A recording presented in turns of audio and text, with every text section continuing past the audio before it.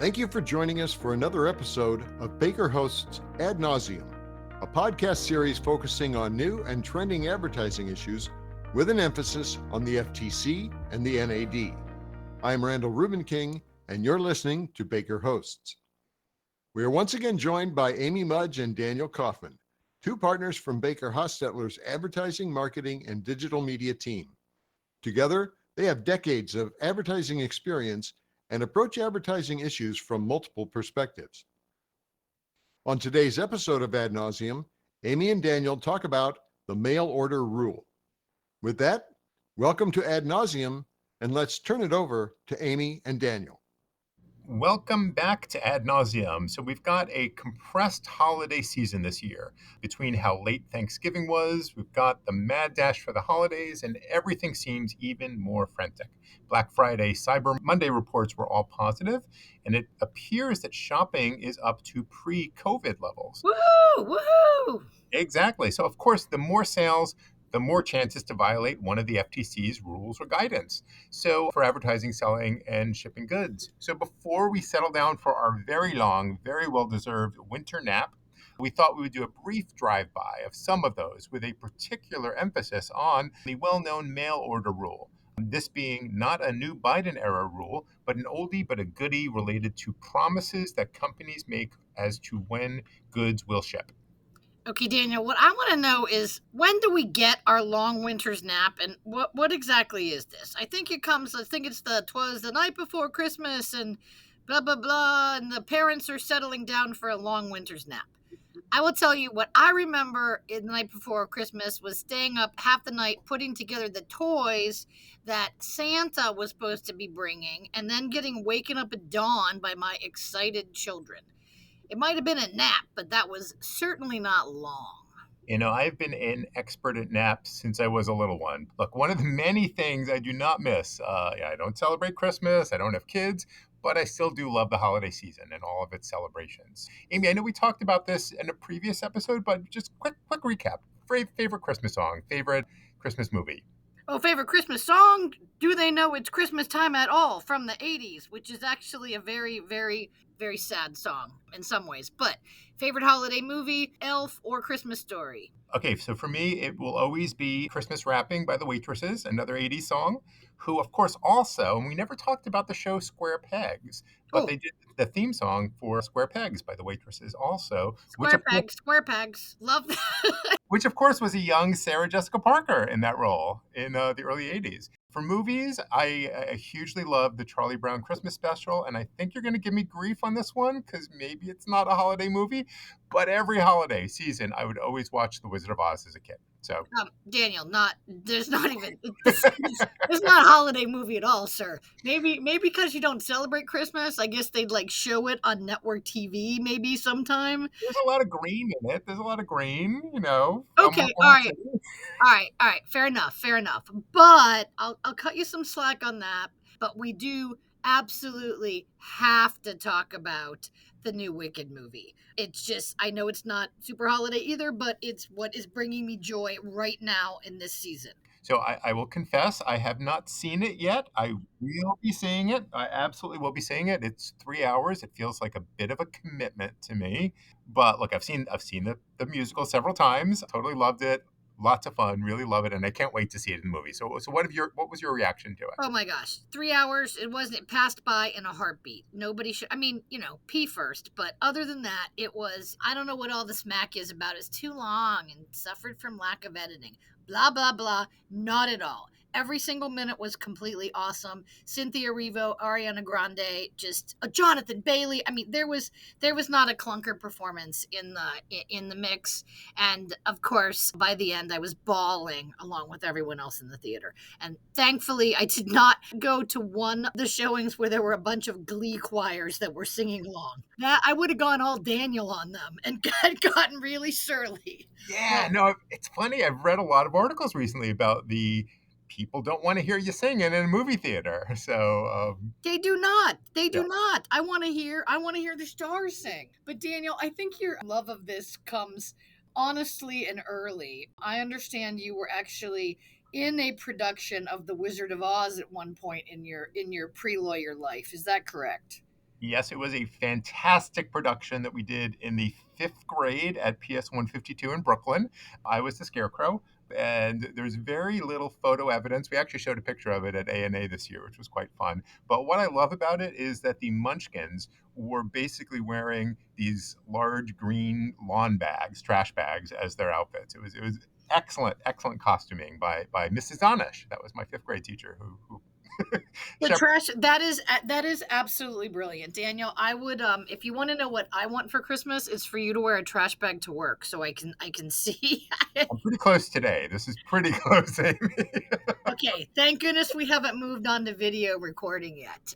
But let's get to it. A lot of the actual real holiday specials involve some sort of shopping at a store. But I can't actually think of a holiday special that involves e-commerce, but that's what our topic is today.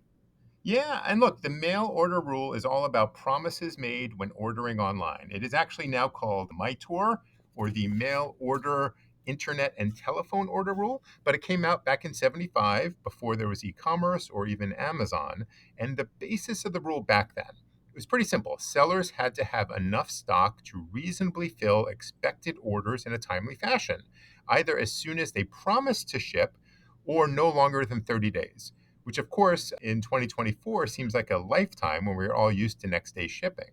But if sellers are not able to ship by when they said they would, they need to get the customer's permission for a later shipment or cancel the order and return the payment. And since this is an FTC rule, there are penalties and potentially significant ones for violations. Yeah, and we do live in this Amazon Prime world where everything is expected to ship almost immediately. And lots of companies, even small companies now promise 2-day shipping because these third-party fulfillment houses that a lot of people use have gotten so much more efficient in packing and getting stuff out the door. But what that means for MITRE, or I'm old school, so I call it mail order rule compliance, is is the order has to leave the merchant's warehouse in whatever period of time they promise. Okay, the rule actually doesn't cover shipping times by the carrier. So it's not when you get the package, it's when the package leaves the fulfillment house. Given how many e-tailers promise to ship in these very short time frames, this can be a real challenge to comply with the letter of the rule, because you're supposed to give customers advance notice if you're going to miss the deadline. All right. So the rule requires that you give that advance notice and you let customers know when the good will ship. All right. And the customer has to have the ability to cancel. The first time, if you blow your deadline, silence can be taken as consent to wait. But if the retailer's going to miss the second promise ship date, they've got to give notice again. And this time the customer needs to affirmatively opt in to wait for that good, or else that order must be canceled. And, it's worth noting we have seen FTC cases where companies have gotten into trouble for not giving prompt money refunds. And this is specifically what the FTC expects. Giving a gift receipt for a future purchase if you can't ship the order in time is not going to cut it. And the FTC brought a lot of mail order cases over COVID when companies were promising next day shipping for masks or sanitizer when they knew they did not have enough stock to fulfill all the anticipated orders at that time. I was at the FTC for a bunch of those cases. And just this month, the agency announced it was issuing refunds for customers of a website called Sure Good Deals. And they had promised pay today, ship tomorrow for PPE, when most often there was no available stock to ship the next day. Oh, and Daniel, thank you for your government service. That was good government. I do. No, I think there was, we You're all welcome. needed, You're welcome. we needed protection back then, and there were a lot of overblown promises. So I think that was a good use of government's time and resources. But it was also announced this month the FTC had a settlement in an investigation involving a website called Goat. That's an online seller and a reseller of high-end tennis shoes and other swanky sportswear. I have a son who's slightly addicted to high-end Nike, so I am a shopper on Goat myself. The company basically, it does a couple of things, but in large part it acts as a middleman between people buying and selling sneakers. And the company offered, you could pay more, a higher cost to get something called instant orders, or you could pay higher to get next day shipping. The FTC took a look at this and broke down the data, and they said almost 40% of these instant orders and almost 20% of these next day orders weren't shipped in the promised time frame. And then the key is that customers weren't given notice and a chance to cancel the order. So, Amy, at some point we need to discuss this concept of high-end tennis shoes because it definitely has me perplexed. But look, Oh, it has me perplexed too, and much poorer. But I don't, we could definitely talk about it. yeah, I think your son would disapprove of my sneakers. Let's put it that way. So the GOAT case also looked at the promise of the company to guarantee satisfaction. The FTC alleged misrepresentations in how GOAT was advertising its buyer protection program. The GOAT case also looked at the promise of the company to guarantee satisfaction, and the FTC alleged misrepresentations in how GOAT was advertising its buyer protection program, and also alleged that it was an unfair practice that GOAT had advertised this buyer protection program, but failed to set up a program to actually allow customers to take advantage of the program. Instead, the only way customers were able to get relief was to complain to customer service. This is a novel use of unfairness by the FTC to essentially set standards for what is reasonable for customer service. I will tell you that terrifies me a bit, and I'm hoping that extensions like that over what I'll call overreaches of unfairness will be put to bed beginning in January. But, in this case, we didn't get scathing dissents from the Republican commissioners. They actually issued concurring statements that essentially applauded this use of unfairness. But it seemed to me like they were really just taking the opportunity to encourage cases, future looking cases, looking at terms and services and abuses of web operators who are trying to control speech.